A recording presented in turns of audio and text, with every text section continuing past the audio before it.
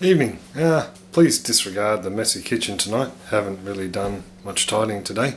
Just thought I'd do a quick video on new little side projects we're sort of doing around the place, especially in the kitchen. Using the money we got from our wedding to fund a few little new ventures. One of them being yogurt making. What we have here is a probiotic yogurt culture like Yoghurt. In this little container here there is enough to make, what do we say, 30 litres of probiotic yogurt. That's like the little Yoghurt jars you get in the supermarket. And then in this little container here we have enough to make 10 litres of natural yogurt, unsweetened natural yogurt. So I'm just going to go through the methods that we've used so far to do it. We've only actually made one batch of yogurt, and this will be the first batch of probiotic yogurt. I'm making this up for my mum, dear old mum. And what we're using to make it is an Easy-O thermos flask. It's got a little lid on it like that. And for the probiotic, we're actually going to use full cream milk. It's actually sitting in here at the moment, and we need to get it up to 40 degrees centigrade. So with our little yogurt and feta cheese kit we bought the other day, we got a thermometer. So I'll just take the lid off that and check a few temperatures on bits and pieces, and I'll talk you through the rest. Right, so what we've got in here now is an assistant to hold the camera and a thermometer in the milk. What David at Living Green told me to do was, for the probiotic, is extremely important that you do not heat up the culture. These little fine grains in here too much. If you do, you will kill them, so we need to keep it round about the 40 degrees mark. So it's slowly coming up to 40 degrees, just using hot water from the sink. Normally he recommends, if you're not using UHT milk, to boil it up and pasteurize it yourself on the stove, but we're using it from the container today. So I'm just going to get some water I boiled in the jug, and I'm going to fill up the baffle, the Easy-O baffle or thermos or flask, whatever you want to call it. Normally with an Easy-O, I'll just get another one to show you. I've got two here. I've got my mother's and my own to make up two different batches. Normally with an Easy-O, you fill the water level up to the edge of this red rim here, which, as you can see, is that line there. And when this container sits in it, the water from there comes up around the side of the flask and helps keep the culture warm and helps the bacteria multiply. Just check the temperature. However, with this one, with the probiotic culture and the straight yogurt culture, David suggested that you don't actually let that happen, as it can kill off the bacteria in there. So we'll fill that up a little way. Just pop the baffle down in there, give it a bit of a shake, get the air bubbles out from underneath it. So the water is actually sitting below, I don't know, it's actually sitting, I'll show you on this one there, sitting below this water line, not up to this mark here, but below this water line. So that way no boiling water will touch it directly. So this container here has just had some boiling water shaken through it. Shaken? Is that a word? It's too late to think. Rightio, so that's sitting just below the 40 degrees. So I'm actually going to use that now.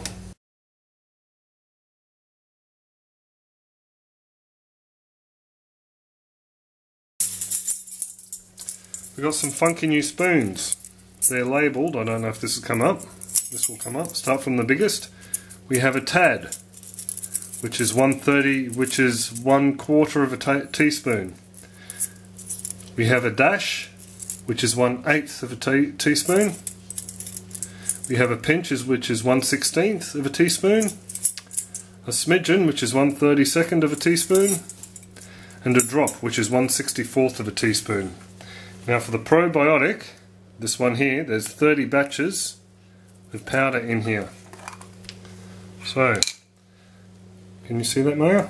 30 batches of yogurt in there. So the idea he told me is to try and imagine what 1/30th of this is, I'd say that's pretty close to about 1/30, about half a drop. It's probably too much actually. About a quarter of a drop. He said every one of these little bacterium in here will produce up to 20 million living bacteria culture. I feel like adding more, but I'm not going to because this is a trial. Yeah, so every one little bacteria will create 20 million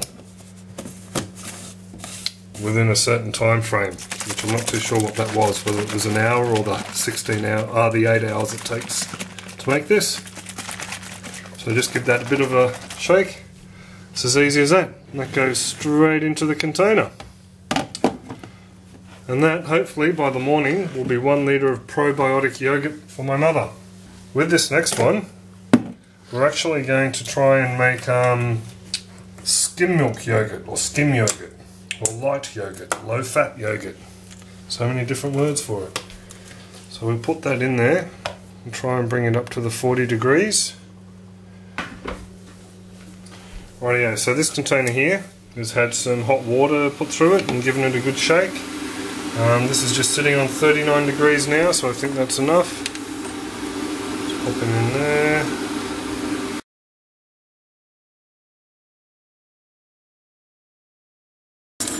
Rightio, so here we go.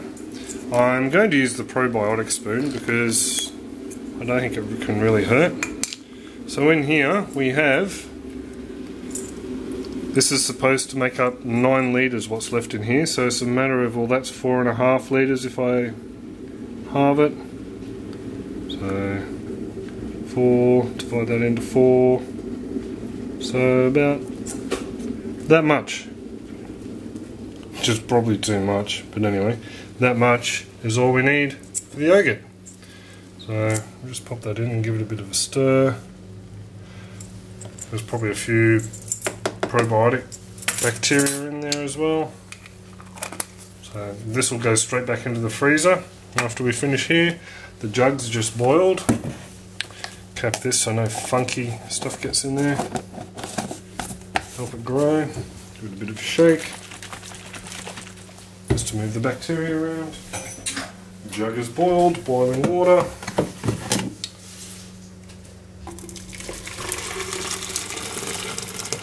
And again, the same thing, not filling the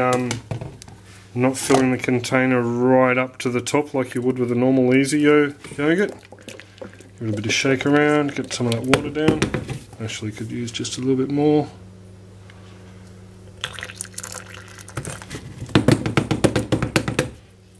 There we go.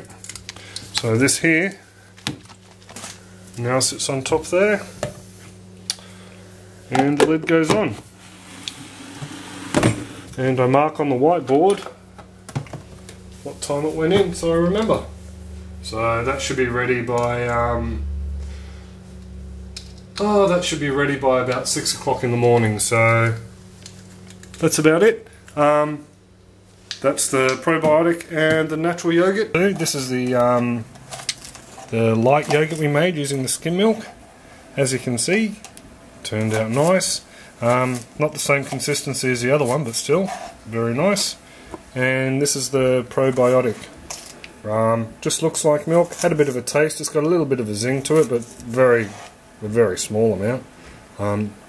But then again, I looked at the Yoghurt, and the Yoghurt has flavourings and sugar and dextrose added, so that's why Yoghurt tastes a bit unique.